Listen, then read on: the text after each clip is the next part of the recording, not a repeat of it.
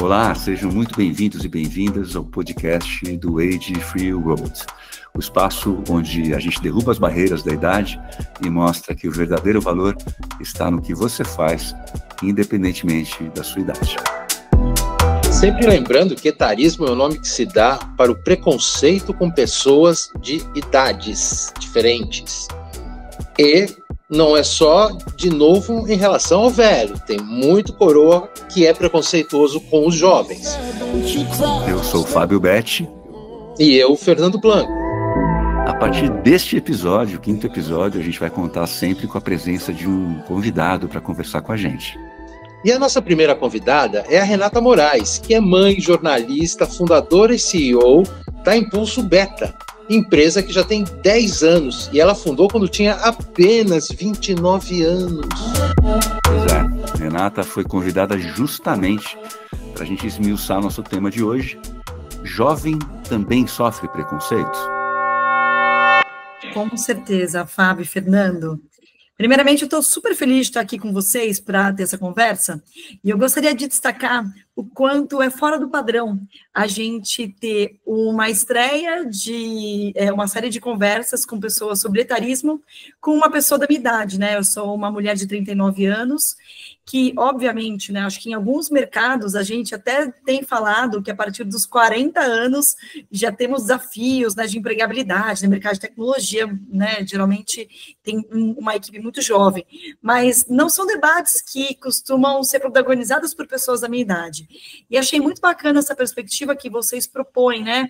Eu falo de um lugar, né, de uma mulher que é paulista, uma mulher branca, que tem acesso a uma série de privilégios, né? Então, é óbvio que as minhas vivências, elas faltam essa resposta que eu vou dar aqui, mas certamente jovens sofrem preconceito, né? Se a gente for pensar, inclusive em oportunidades profissionais, mundo afora, a gente tem maiores desafios de empregabilidade entre as pessoas mais jovens. A gente está falando de mercado de trabalho, mas para outras esferas também, né? A gente sabe que geração após geração, a gente cria uma série de estereótipos com as novas gerações que estão chegando. E a geração de hoje, né, que são esses jovens atingindo a maturidade, tem uma série de preconceitos de que seriam pessoas menos comprometidas, de que são pessoas que são imediatistas, de que são hedonistas demais, né, só querem curtir a vida, de que estariam questionando, colocando em xeque uma série de valores importantes que nos ajudou a construir a sociedade como ela é hoje, né? Então, certamente, a gente tem os jovens pagando o preço de uma série de conceitos que existem sobre eles. E no seu caso, né, Renata, você começou a empreender bem jovem, 29 anos, e acho que a gente queria saber, né, como é que foi para você esse processo, muito jovem. Eu também comecei aos 29, coincidentemente. Depois eu posso falar um pouco que eu lembro, né, mas a sua memória é mais recente, de algo que aconteceu há menos tempo, né, 9, 10 anos. Mas como é que foi para você esse início de empreendimento? Que desafios você enfrentou por ser uma pessoa ainda muito jovem? Então, conta um pouquinho para a gente como é que foi esse início. Muito gostoso poder relembrar, né, e compartilhar aqui essa minha jornada empreendedora, que acho que, ao contar um pouco desse processo, vale fazer alguns cruzamentos, né? Quem eu era empreendendo, né? Eu era alguém que tinha sido jornalista, assim que eu me formei, né, na faculdade, mas tinha transicionado para o terceiro setor, onde eu passei 5 anos antes de me tornar empreendedora. E quando eu começo a empreender, 6 meses depois, de maneira não planejada, eu engravido do meu primeiro filho. Então, esse meu início de jornada empreendedora era de alguém que estava criando um negócio, mas que vinha de uma jornada prévia de carreira de alguém que trabalhava por impacto social. E eu fiz a escolha de criar um negócio que lá em 2015 não era um mercado como agora em 2024 se tornou. Né? Trabalhar com diversidade naquele momento não tinha todo o contexto, né, de incentivo de negócio como tem hoje. Não tinha uma bolsa de valores que cobrava das empresas uma série de regulações, todas as legislações que hoje existem. Então, existia um descrédito de que eu estava fundando um negócio. As pessoas achavam que eu estava criando um projeto. Então, era muito comum eu fazer reuniões com empresas em que diziam: ai, que bacana o seu projeto, você é uma garota tão idealista, que legal, a gente vai ver como pode te ajudar. Uau. E é óbvio que tinha a matéria do que era o meu negócio, né? A Impulso Beta, ela surgiu lá em 2015 como uma empresa que apoiava o desenvolvimento de carreira das mulheres. Naquela época, as empresas não eram cobradas por metas, não eram tão comuns assim, ter empresas terem compromissos. Então, era novo, e dessa perspectiva, eu entendo que pessoas de outras idades, e talvez homens, fossem questionados se aquilo de fato era um negócio. Mas eu entendo profundamente que a intensidade que esses questionamentos aconteciam era pela minha identidade. Então, assim, eu tinha acabado de ter um filho, né? Então, nos primeiros anos de Impulso Beta. Logo depois eu tive o segundo. Hoje eu tenho 2 menininhos, de 6 e 8 anos. Então, naquele começo, algumas pessoas me diziam, que bacana, então você decidiu empreender para poder ficar mais tranquila, né? E cuidar dos seus filhos. Falei, gente, eu decidi empreender. Se eu soubesse que eu ia ter filho, eu não sei se eu teria aberto mão da licença maternidade. Eu comecei a empreender, eu nunca tive licença maternidade. Então, eu passei primeiramente por esses desafios de me enxergarem como uma pessoa de negócios, como uma empreendedora, e aí eu fui passando outros desafios depois, né, que à medida que eu fui me provando e estando nas salas com pessoas de grandes empresas, eu entendo que a maneira que eu precisava me esforçar para conseguir precificar, colocar valor no meu trabalho, em grande parte tinha a ver com o fato de que eu era uma mulher jovem. Então, as pessoas esperavam que, por eu ser essa pessoa, eu fosse mais idealista mesmo, e topasse fazer ações gratuitas para as empresas, eu topasse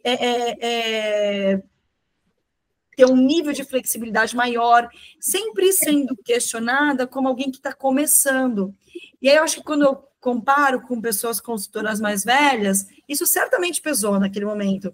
Partia-se da premissa que estavam me dando uma oportunidade e não contratando os meus serviços. Nossa, é um tipo de preconceito quase velado, né? Porque quem faz isso nem se dá conta de que está praticando, né, um preconceito. E até se coloca numa posição de, não, vou dar uma força para essa jovem, né, empreendedora, tal, né, como se você precisasse, como se você não tivesse ali entregando algo de muito valor, né, assim, para as empresas ou para as pessoas. Eu me recordo, assim, rapidinho aqui, que eu nunca tinha refletido sobre isso, né, então eu comentei que eu comecei a empreender também com 29 anos, só que eu não tive esse tipo de preconceito, então acho que realmente o recorte também da jovem e depois da mulher, né, da mulher jovem, depois da mãe, afetaram você de uma forma bem diferente da minha. O preconceito que eu lembro que eu sofri era como assim, você tão jovem vai abrir mão de uma carreira de sucesso numa organização, né? Que é um pouco, acho que hoje eu não vejo isso acontecer tanto, mas talvez 30 anos atrás, quando eu comecei a empreender, existia essa lógica. Você não vai empreender se você tem a oportunidade de você fazer uma carreira numa organização como empregado.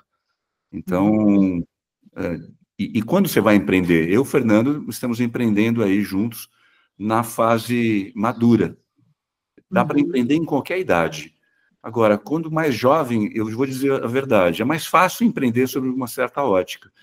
Eu não tenho tanta pressão ainda, não tinha constituído família, estava para me casar, tal, não tinha filhos, então era um começo onde a pressão dos boletos era muito menor do que é hoje. Não tinha o tema da saúde, ou a falta da saúde, já batendo a porta. Mas é interessante, porque é um outro tipo de preconceito que eu sofri. O fato de ser homem, certamente me ajudou em alguns aspectos, e ninguém chegava a mim, vou ajudar essa pessoa, ou ele está fazendo isso pela família dele, né? Coisas que você trouxe aqui, que eu consigo escutar essas vozes e falar assim, nossa, é bem diferente mesmo.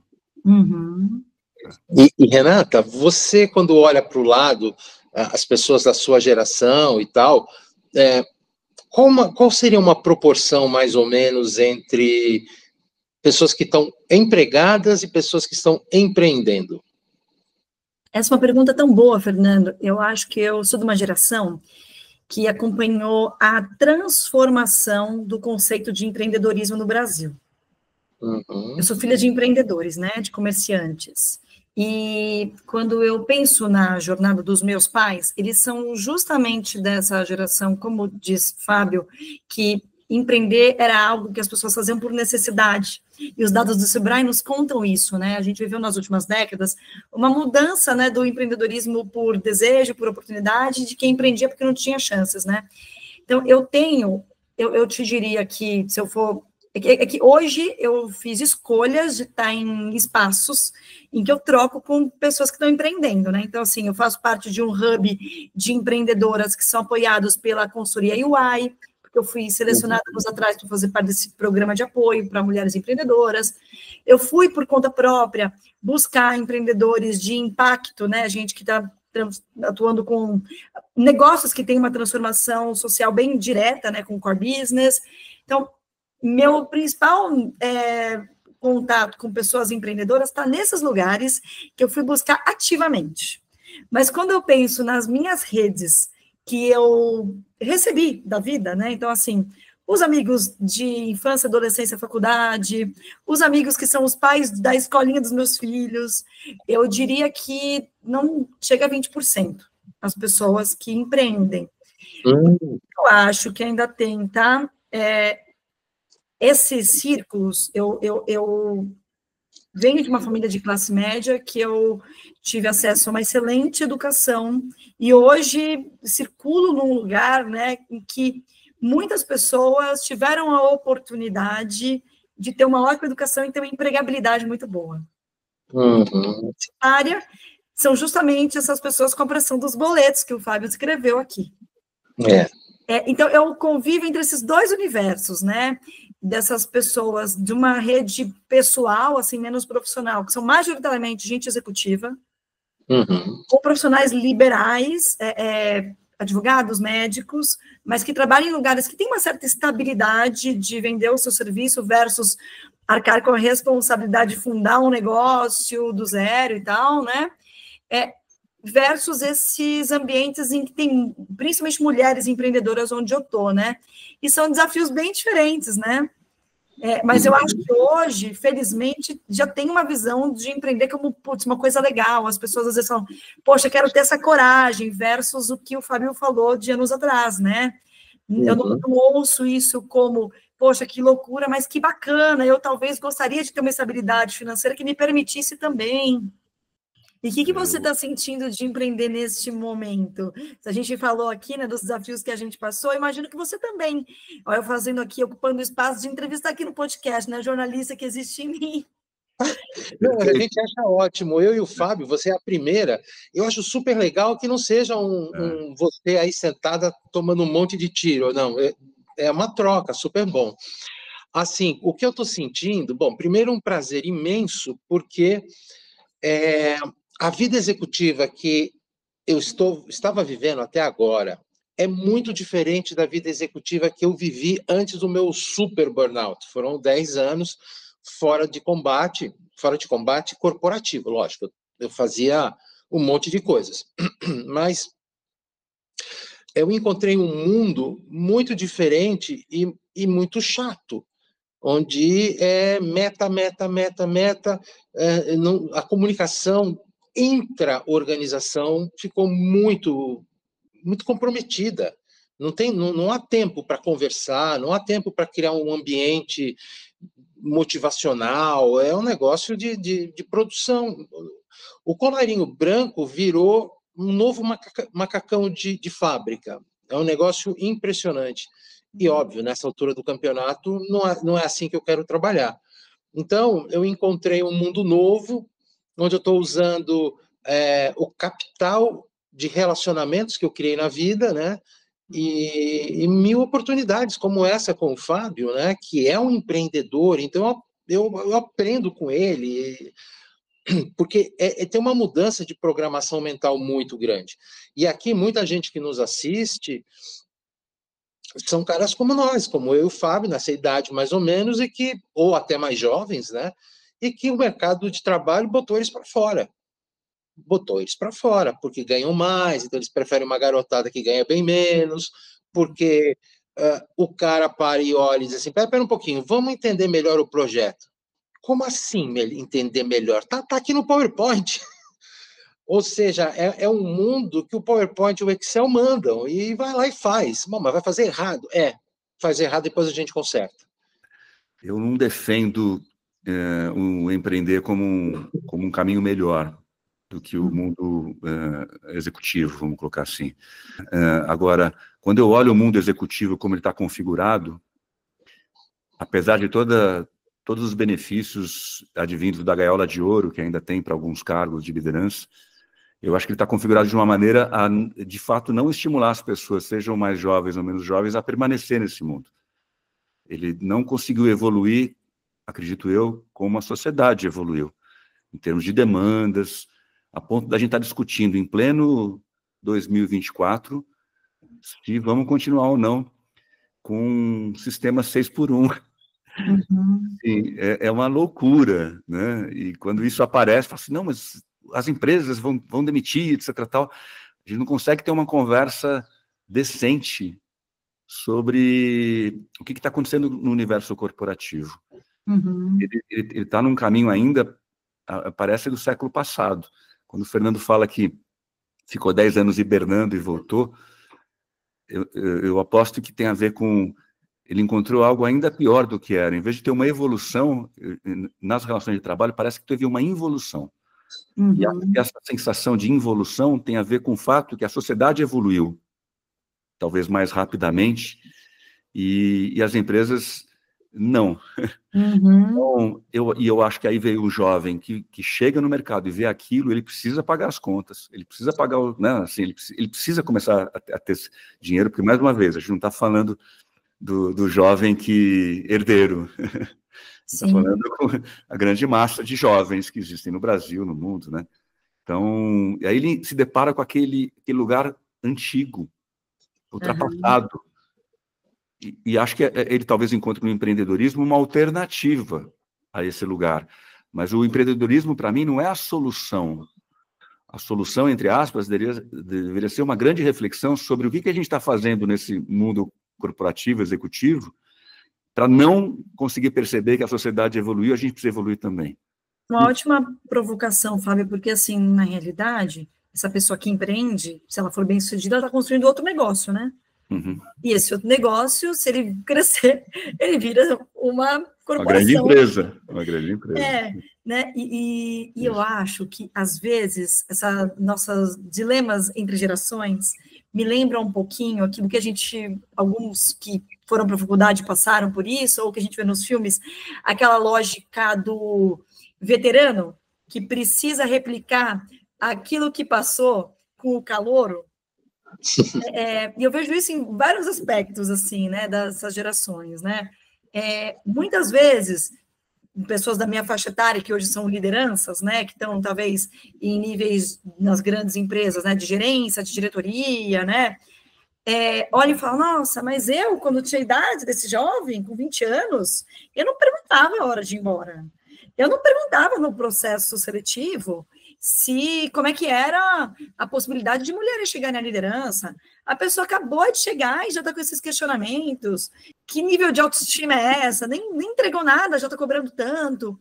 E eu acho que, às vezes, essa geração mais jovem nos confronta com a ousadia que talvez gostaríamos de ter tido, né? Porque, assim, eu estou na geração que se convencionou chamar de millennial, né? Então, eu sou de 85, e quando se fala das grandes tendências das gerações, eu me identifico com várias, né?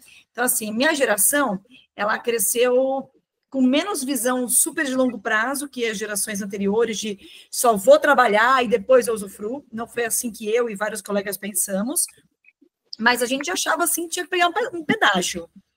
Então, assim, primeiro você trabalhava um montão, baixa cabeça. Minha geração nem sabia o que era assédio moral.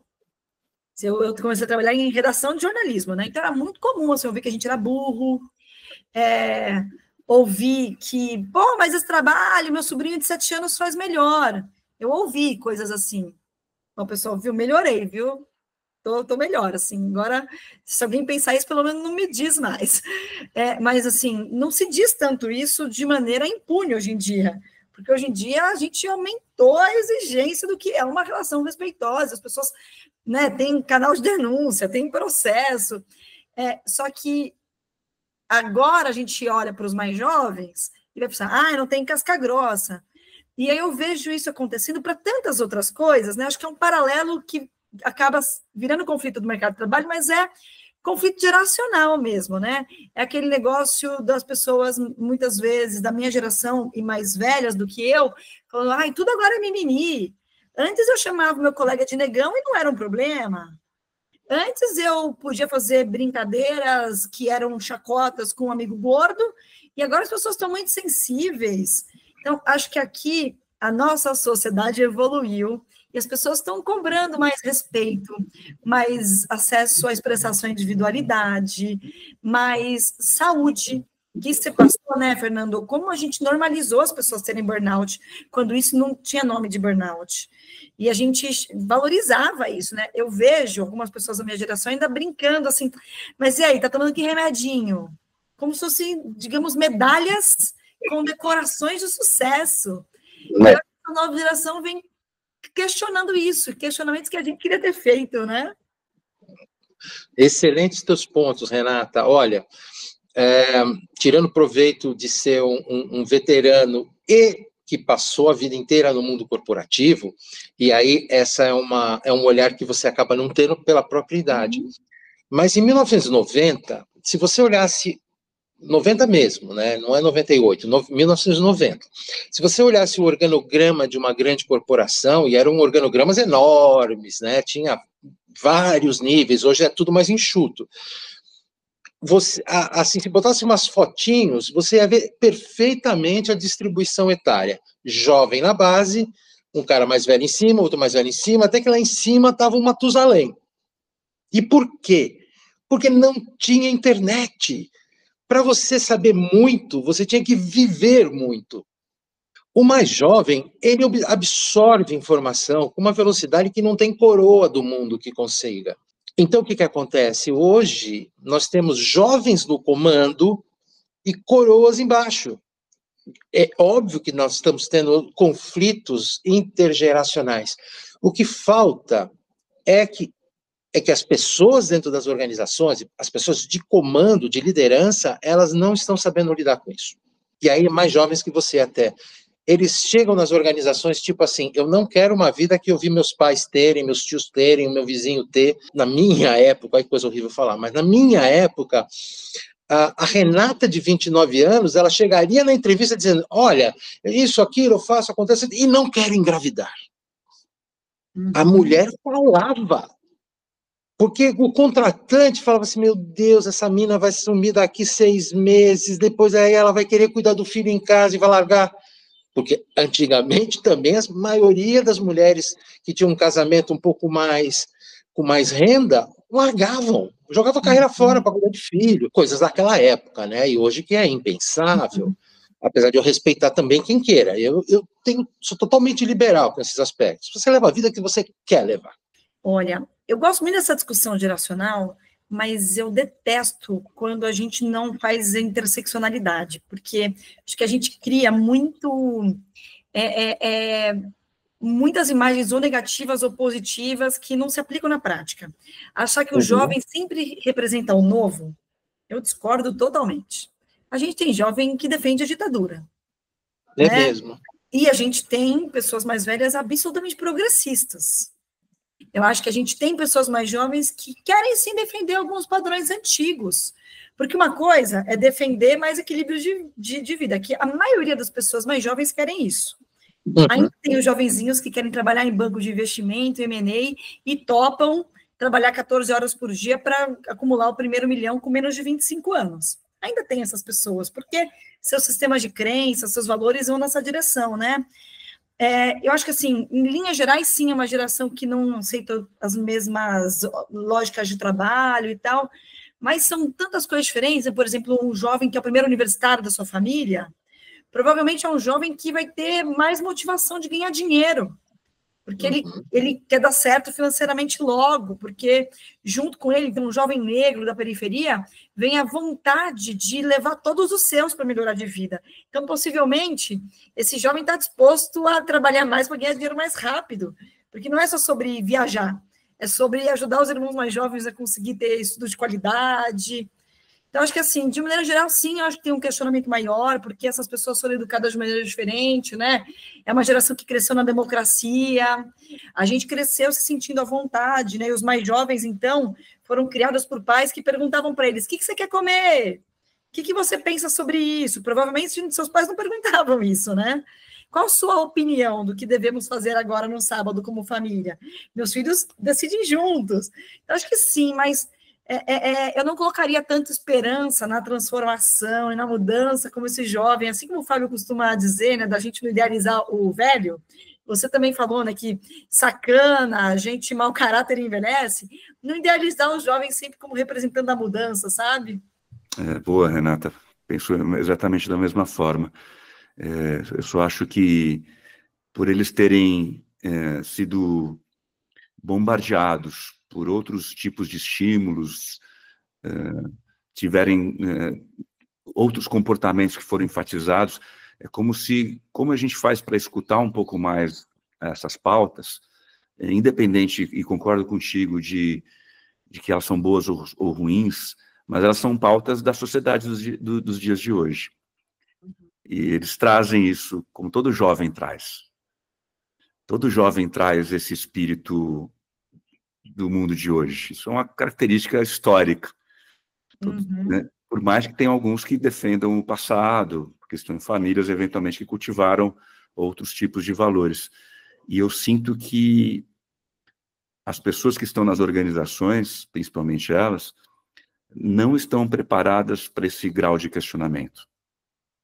E aí banalizam rapidamente essas demandas como, essa geração neném, né, e vem todos outros preconceitos advindos dessa dificuldade, na verdade, de abrir um espaço de conversa e de escuta, para ver aquilo que realmente vale a pena encamparmos juntos, e daí daquilo que não faz sentido. E a gente tem trabalhado isso aqui, tem trazido isso aqui, por exemplo, um novo modelo de relações de trabalho. Permita a pessoa não ser escrava de um único dono. Aliás, não ser escrava de nenhum dono, né? Pegando essa metáfora, pelo amor de Deus, né?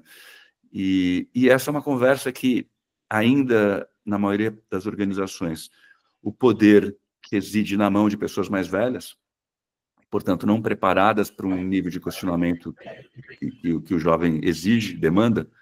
Então, são pautas que acabam não sendo exploradas de maneira intergeracional para benefício de todos. E aí, que dá uma tristeza, como é que a gente faz para esses mais velhos abrirem esse espaço de questionamento que não foi comum na trajetória deles, e ao mesmo tempo, como também abre um pouco o espaço dos mais jovens, verem que apesar das diferenças e às vezes da truculência desses mais velhos, eles também têm alguma utilidade. Eu acho que a gente está vivendo um preconceito, claro que eu estou generalizando, né? Mas um preconceito de duas mãos. E eu queria muito escutar vocês dois aqui de hipóteses possíveis, de caminhos, para a gente começar a ajudar a ver um deslocamento desses dois lados. Olha, eu vou colocar algo que eu acho que eu já disse até em outro programa nosso. Eu acredito e sempre acreditei, tá? E olha que eu, olhando 30 anos para trás e olhando hoje, são planetas diferentes, galáxias diferentes. Mas eu sempre acreditei no melhor. E melhor não tem gênero, idade, raça, o melhor. E o melhor não é produção. O melhor é um conjunto de atributos que torna aquela pessoa melhor para aquele papel. Porque eu vi na vida, e eu mesmo sou um exemplo disso. Tem certas pessoas que são analistas maravilhosos, gerentes horrorosos, depois vira diretor e acaba se tornando uma Cinderela. A gente não é necessariamente craque em todos os papéis e nem necessariamente ruim em todos os papéis. Eu, pela minha natureza generalista, e que gosto de ouvir as pessoas, gosto de decidir não é consenso, mas ouvindo, trocando, eu reparei que a minha performance, ela foi melhorando do meu momento mais júnior até o meu momento de CEO. Eu fui um CEO melhor do que eu fui diretor, que fui melhor do que de gerente, melhor de analista. Por quê? Por conta da minha personalidade, né? Hoje, por exemplo, se eu tivesse que voltar atrás e ser um executivo, como a gente chama hoje, né, um executivo de tarefa, que vai, faz e tal, não sou para isso, né? Fazer o quê? Mas, enfim, então eu acho que eu lido muito bem com a questão etária. Por exemplo, quem me contrata hoje na consultoria que eu estou fazendo é uma profissional, mulher, primeira vez que eu tenho uma mulher chefe, primeira vez aos 62 anos de idade, e ela tem uns 45 anos de idade. Num outro projeto que eu estou envolvido como conselheiro, o dono da empresa tem 39. Ou seja, eu acho o máximo, né? O máximo, isso, aprender com essas pessoas que estão no auge do seu momento de vida, tem a me dar, e óbvio, eles querem me ouvir por conta da minha experiência. Então, assim, lógico que cada um é cada um, novamente, eu sou um cara generalista, observador, enquanto que tem outros caras que são super práticos, não tem esse negócio de ficar, né? Ou seja, eu sou muito bom para algumas coisas, em alguns lugares, e sou horroroso em algumas coisas para outros lugares, e vocês dois, e todo mundo é assim. Então, o que está faltando, parece que há uma preguiça no ar de tentar pensar os melhores valores, as melhores pessoas para as melhores posições. Então, acho que essa era a minha contribuição de provocação. Eu acho que quando você fala do termo de preguiça, eu queria explorar ele um pouco, que eu acho ele bem interessante, porque acho que isso que o Fábio nos propõe, né? Como que a gente podia ter um diálogo melhor entre gerações, dado que os negócios irem melhores, ou os coletivos irem melhores, serem interesse de todo mundo? Eu acho que parece preguiça, porque, na verdade, o nosso modus operandi automático não é de trabalhar com o diferente. Né? Evolutivamente, nos foi mais confortável trabalhar entre os iguais. Então, e aí eu vou colocar o meu chapéu de pessoa que trabalha com diversidade agora, né? Acho que a gente precisa naturalizar que as pessoas tenham resistência à mudança. Porque, vamos lá, né? Quando você quer fazer uma transformação cultural, eu, pessoalmente, acho que exige muito achar que as pessoas que estão ali, elas vão só ver que bonito, né, o progresso como sociedade. É que a pessoa é um indivíduo, com necessidades individuais, está assim, poxa, eu sou aqui esse executivo dessa empresa siderúrgica, banco, nananã, e agora entraram esses jovens, ou agora entrou essa vontade de ter mais pessoas negras na liderança. Agora tem a meta, não sei o quê, a pessoa, eu estou em risco. A pessoa não está pensando nela como integrante de um sistema. Ela não está pensando assim, não, mas agora a gente tem que fazer uma reparação histórica pela equidade de gênero, pela igualdade racial. Ela está pensando assim, não, tá bom, eu até posso concordar com isso, mas, tipo, tinha que ser na minha vez. As coisas são tabus mesmo. As pessoas pensam, tinha que ser justo agora que eu cheguei, justo agora que eu estou concorrendo à diretoria e tem essas vagas afirmativas, porque eu, homem, branco, hétero, cis.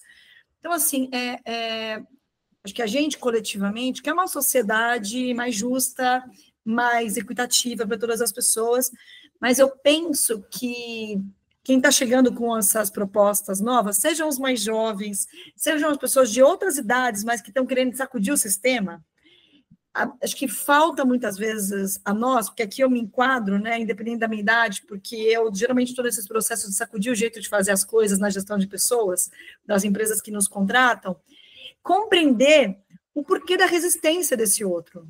Que muitas vezes, quando você está falando de gerações, de novos jeitos de fazer, aquela pessoa vê a sua identidade questionada. Quando questionam o seu jeito de fazer, não estão só questionando sua habilidade, estão questionando o seu jeito de existir no mundo. E aí é normal que as pessoas tenham resistência. Então, acho que a gente vive um momento em que a gente está com pressa de mudar algumas coisas, porque a gente é uma sociedade adoecida, né? Uma sociedade em que a gente está percebendo uma epidemia de assédio moral e sexual. A gente, felizmente, colocou na mesa e se sentiu à vontade de falar que é uma sociedade profundamente racista. A gente está adoecendo as pessoas de saúde emocional por modelos de trabalho que já não funcionam. Então, a gente está ávido por mudança. Só que as pessoas que decidem se as mudanças vão ou não passar são as pessoas que vivenciaram esse histórico que estava assim e tudo bem, porque era o que se sabia ser possível.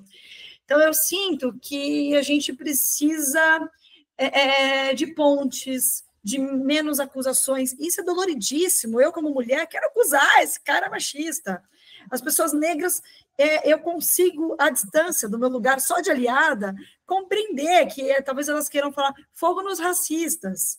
Mas isso é pouco produtivo para a conversa, enquanto a caneta está na mão de pessoas que, se não sentirem que elas podem seguir participando desse mundo novo, elas vão bloquear.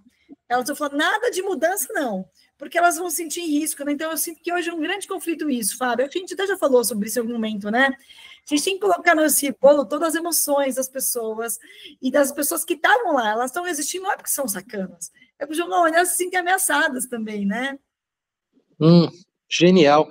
Fábio, posso aproveitar e perguntar, já que ela comentou do papel dela, fala da Impulso Beta e fala para a gente sobre o washing que a gente vê nos diversos marcadores sociais, por favor.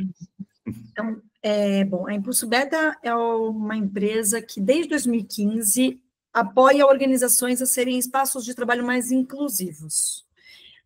Falar inclusive parece um termo meio fofinho, assim.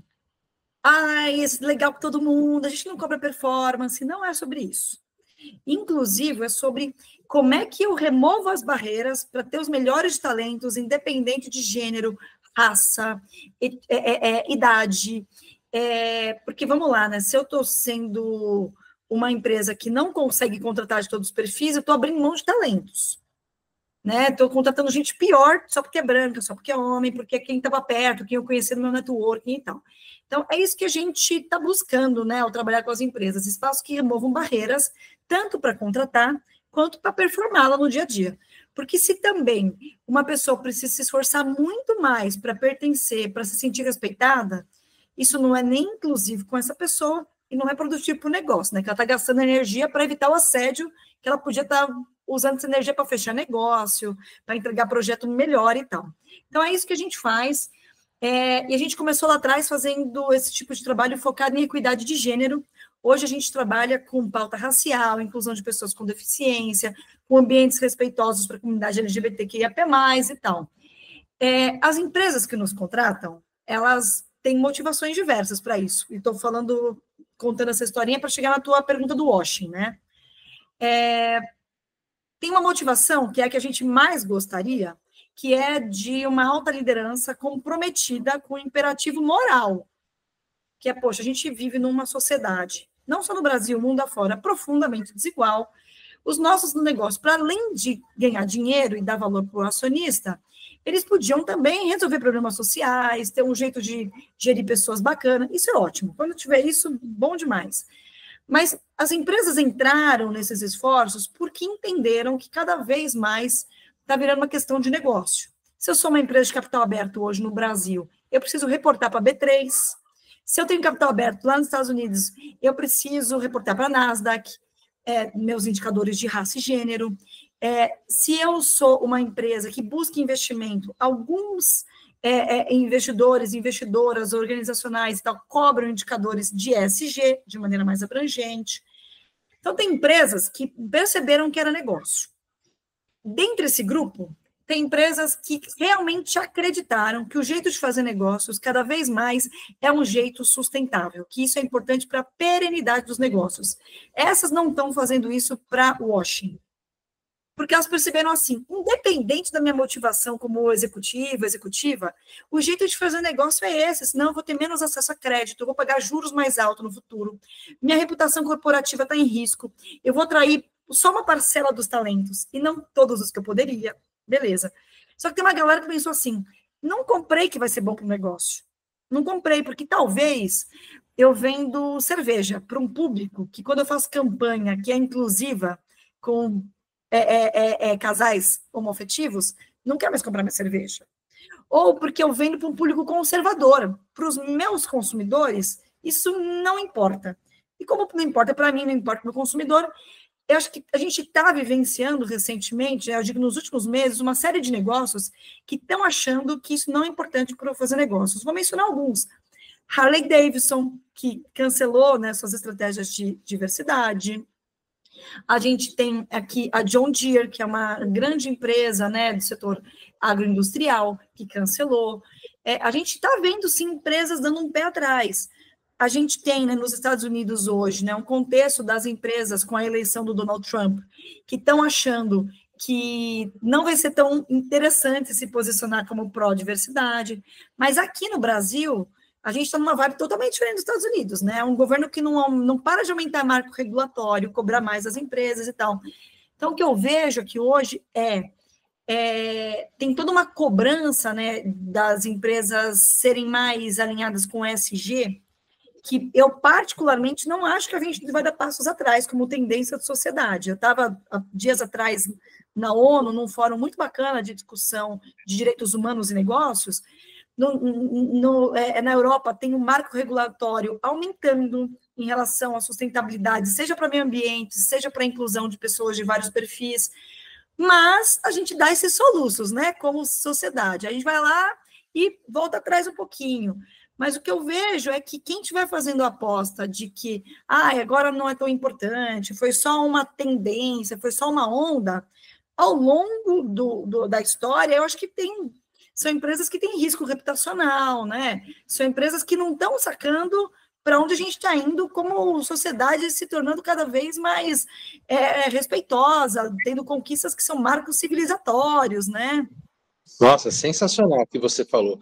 Tem um detalhe, antes de passar a palavra para o Fábio, que quando a gente pensa que uma empresa, ela simplesmente não está dando bola para os marcadores sociais, para falar mais fácil. Sim. Na verdade, esse líder, ele tem uma cabeça antiga, esse líder é um cara provavelmente autoritário, esse líder, ele não vai conseguir reter bons talentos mais jovens. Ou seja, o negócio vai sofrer. Eu vejo visivelmente, eu lia isso, e ouvia do pessoal que estava engajado nas causas há 10 anos atrás, 5 anos atrás, e eu olhava aquilo, ficava meio ressabiado. Hoje eu vejo, nos ambientes onde eu frequento profissionalmente, que onde tem um monte de gente diferente, o ambiente é melhor. E quem consegue liderar ambientes assim é um líder melhor, mais antenado e vai conseguir extrair o melhor do seu negócio.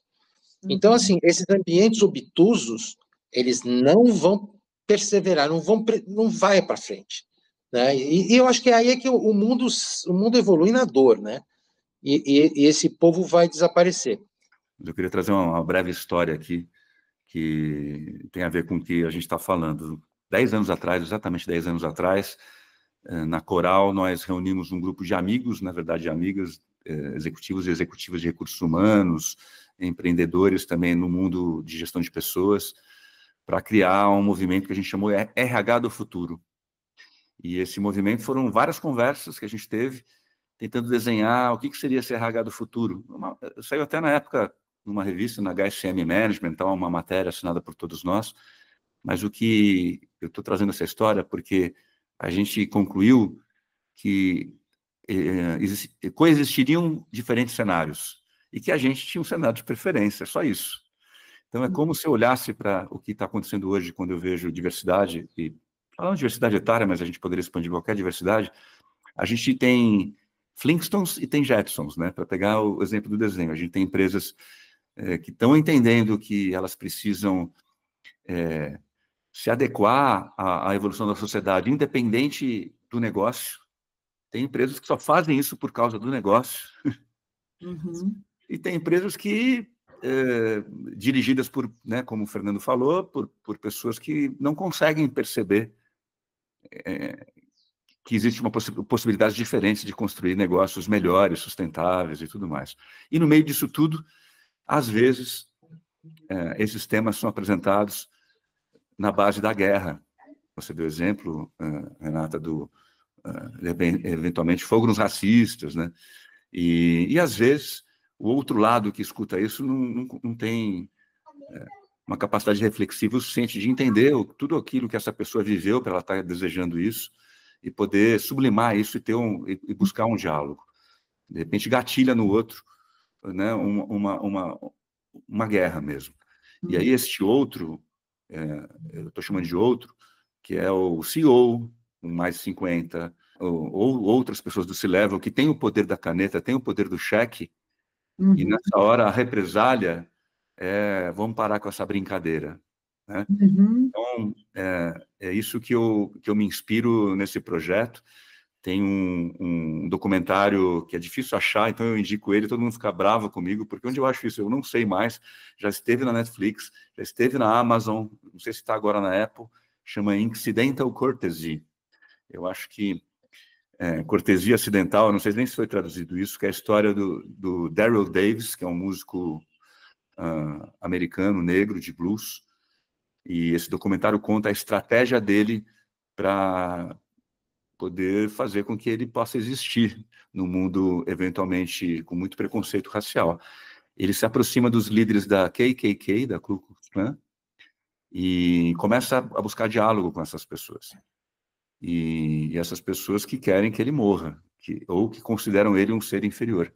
E é muito curioso, porque esse documentário trata sobre isso. Ele é uma pessoa que já foi em TED, já fez muitas palestras, e ele insiste em manter o diálogo vivo, apesar de estar no outro lado uma pessoa que odeia ele, ou que representa, pelo menos, crenças onde ele não deve ser considerado como um ser humano igual, do ponto de vista de oportunidades e também de condições de manifestar suas perspectivas e seu potencial no mundo. E a coisa mais interessante é que ele sustenta esse diálogo por tempo suficiente até a pessoa que é um líder, ele não escolhe qualquer pessoa, um líder da KKK se tornar amigo dele. E convida ele para ir nos rituais da KKK. É uma loucura isso, mas esse vale a pena. E o que acontece, entre aspas, ao final dessa relação, se é que a gente pode chamar de final, né? Essa pessoa fica amiga dele e ela acaba desistindo da KKK. Então ele coleciona vestes, trajes ritualísticos desses líderes da KKK que, ao final, entregam para ele como um troféu. Então, eu gosto muito de trazer essa história, porque se a gente, dos cenários que vão coexistir, Flintstones e Jetsons, né? Dinossauros e futuro. Uma forma, talvez, né? Eu fiz uma pergunta também, quando eu fiz a pergunta para vocês, eu tenho uma hipótese, né? Não trouxe só para eu anotar, né, as ideias de vocês, e a minha hipótese é como a gente o tempo todo lembra de que existe um outro caminho que é muito mais difícil, muito mais tensionado, de muito mais esforço, porque em alguns momentos a gente vai se sentir emocionalmente atacados, e muito atacados. Esse é um exemplo clássico, né, que eu trouxe. Só que como a gente sustenta a atenção dessas emoções acontecerem a serviço de um resultado melhor. A gente não vai ter um resultado melhor se a gente atacar o outro. A gente não vai ter um resultado melhor se a gente não fizer nada. Né? E eu acredito radicalmente que o caminho do diálogo é o único caminho. Só que esse caminho do diálogo, você está dialogando, às vezes, com alguém que não quer dialogar com você, que te odeia, né? que te coloca num lugar de inimigo. Eu mesmo, né, recentemente, escrevi um texto lá, onde eu colocava uma foto minha, falava que eu era a cara do preconceito, que eu fazia uma grande reflexão do fato de ser um homem branco, hétero, cisnormativo, 50 a mais, todo o rastro de descrição que eu deixei só por ser o que eu sou.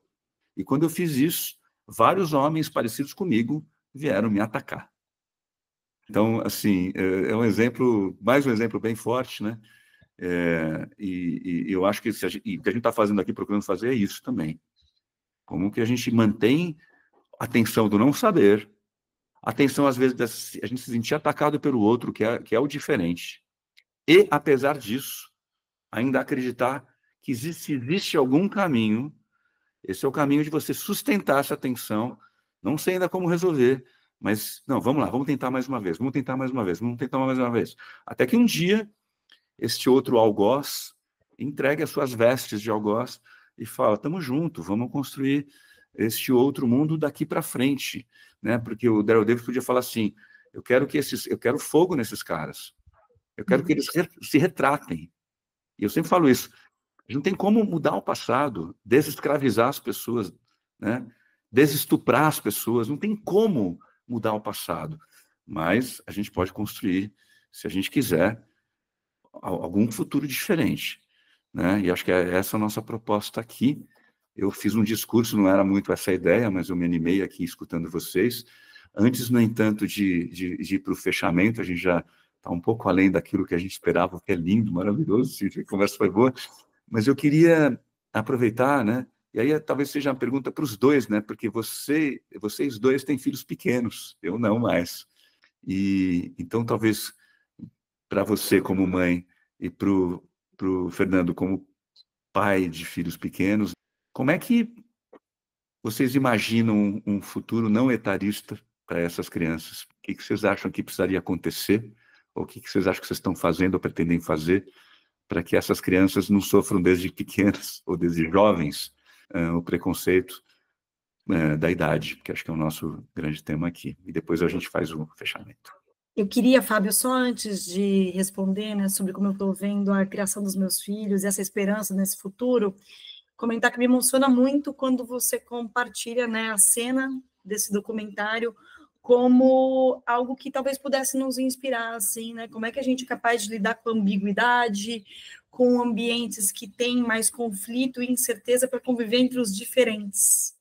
E assim sermos capazes de construir essas novas pontes, né? Porque, no fundo, isso é muito desconfortável, né? Se pudéssemos escolher, sempre conviveríamos entre os iguais, que é mais cômodo, nos desafia menos. Falando aqui no que eu enxergo como meu papel como mãe hoje, eu acredito muito numa educação de autonomia e responsabilidade. Acho que as duas coisas sozinhas, elas são ruins, né? Acho que a gente teve criações anteriores que existia bastante responsabilidade, cobrança, top-down na comunicação com filhos. Por outro lado, a gente já viveu, né, o extremo oposto de essa criança que tudo pode, que aí vai para o mercado de trabalho com dificuldades de hierarquia, de processos, de entendimento de sistemas. Eu acho que para a gente conseguir avançar, né, no combate ao etarismo e também a todas as outras formas de rotular as pessoas, a gente pode ter passos interessantes ao ensinar as novas pessoas que estão se construindo, né, a valorizarem a sua identidade, a valorizarem quem são e brigarem por espaço, né, brigar de uma maneira positiva, de serem autoconfiantes, para conquistar novos espaços, mas, ao mesmo tempo, desde cedo, respeitarem a coletividade e o espaço do outro. Então, acho que quando a gente está tendo filhos e criando essas crianças, é uma enorme possibilidade da gente se melhorar, né? Porque acho que quando a gente quer ser bom exemplo, e hoje eu acredito que não existe nenhuma outra educação para além do exemplo, à medida que os filhos vão crescendo, eles não ouvem nada do que falamos, apenas o que fazemos, né? Aquele negócio de que suas ações falam tão alto que eu nem posso ouvir o que você está dizendo. Eu acredito profundamente nisso, né? Eu venho me percebendo nesse lugar de que piadinhas, de fato, eu não posso fazer em nenhum lugar, mesmo na minha casa, porque até o que são as coisas que eu preciso melhorar em mim, eu quero radicalmente melhorar rápido para que meus filhos já possam ser melhores, né? Então, eu acho que esse processo, inclusive, de criar os filhos é uma grande forma da gente se melhorar como indivíduo. Ao criar esses filhos para serem menos preconceituosos, a gente tem a chance da gente se melhorar a si mesmo. Para mim, tem sido esse o processo. Nossa, tuas palavras são perfeitas, Renata. Eu não conseguiria falar igual, mas eu vou pegar o gancho no teu encerramento. O preconceito é uma coisa abominável. De repente, sabe Deus o que a gente já foi em outras existências? Somos todos iguais. Todos iguais. Então, assim, a tolerância às diferenças não é favor nenhum a ninguém. E eu acho que nós, dando bom exemplo dentro de casa e coibindo frontalmente más práticas que estejam à nossa volta, a gente está ajudando a fazer um mundo melhor. Esse é o futuro. dando bons exemplos. Um professor meu chamado Humberto Maturana, já falecido há 2, 3 anos, ele costumava dizer que para amar você não precisa ensinar, né? E não existe nenhuma teoria. Ele tá no DNA. Agora, para o preconceito, todo preconceito tem uma teoria que o justifique. Então, acho que é um momento da gente relembrar que tem algo muito simples e muito original da nossa espécie, que não requer nenhuma teoria. É só a gente praticar mais. E eu sempre fico com esse papel de ter que fechar as conversas, né? Mas eu queria te agradecer muito, Renata, por você ter aceito o convite do nosso primeiro Papo A3 aqui. Foi muito legal, fiquei com vontade de quero mais. Então, muito obrigado mesmo. Gente, eu que agradeço esse convite, Fábio e Fernando, foi uma delícia trocar essas ideias aqui com vocês, e acho que a gente acabou falando de tantos temas, né, que acabam cruzando a discussão de dados, né, a gente falou de escolha de carreira, de mercado de trabalho, dos preconceitos que a gente constrói, aprendi um montão com vocês também, me sinto muito privilegiada por ter estado com vocês aqui nesse momento super especial para essa nova jornada de vocês empreendendo por aqui. Legal, e eu também queria agradecer as pessoas que nos acompanham, sigam a gente no Spotify, LinkedIn, no YouTube, e é isso, estamos aqui para ter conversas como essa, onde a gente desmistifica o preconceito etário e a gente mostra que o valor de uma pessoa está no que ela faz, no que ela é, e não na sua idade. Legal, gente, foi maravilhoso, super obrigado de novo, Renata. O nosso próximo episódio também vai trazer uma pessoa super especial como a Renata, a gente ainda não sabe exatamente quem, ou sabe e não vai contar, mas é isso, vamos discutir as nuances do etarismo. Até a próxima, gente. Até logo mais. Tchau, tchau.